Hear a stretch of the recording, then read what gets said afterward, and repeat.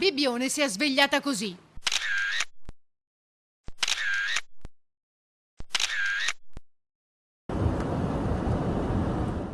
«245 millimetri di pioggia che si è abbattuta sulla località dalle 2 alle 7. Strade, scantinati, garage, negozi allagati. 60 centimetri d'acqua, abbiamo raggiunto il livello, come si vede dai muri, che sono anche scoppiati, e poi abbiamo chiamato d'urgenza i vigili del fuoco che sono intervenuti nell'immediato e hanno attivato le pompe loro sommerse, anche se noi abbiamo 3 pompe sommerse giorno e notte in funzione e 2 in aggiunta di proprietà.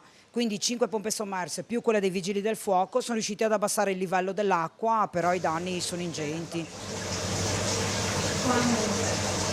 Protezione civile, vigili del fuoco, polizia locale al lavoro per ore tra Viale delle Costellazioni, Corso Europa, via Orsa Maggiore e le laterali. A distanza di ore la situazione qui in una laterale di Piazzale Zenit è ancora così. Più si va avanti, come potete vedere, più si alza il livello dell'acqua. Residenti e commercianti disperati. Manca la corrente, le pompe sommerse non funzionano, non si è visto nessuno.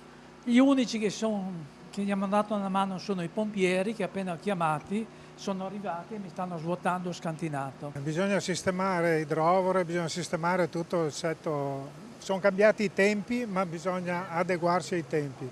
Questa è l'unica cosa che voglio dire. Danni ne ho finché volete.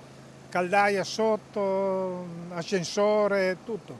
Tutto bagnato da stamattina alle 6 che siamo qua. Perché non c'è manutenzione a Bibbione? Non c'è manutenzione, non puliscono. Sono tutte, come li chiamano, tutti pieni, tutti che vengono su. Tutti qui è ancora completamente allagato dopo ore. Dopo ore sì, e chiamo la pioggia ancora. Non so chi ci viene a dare una mano o qualcosa, perché anche comunque il condominio non ci ha aiutato. Noi abbiamo dovuto chiamare noi i vigili del fuoco e tutto quanto, l'idraulico che ha messo altre pompe e tutto questo problema qua. Danni ingenti anche lungo le spiagge principali, con sdraio e ombrelloni sommersi dall'acqua e veri e propri canali tra la sabbia.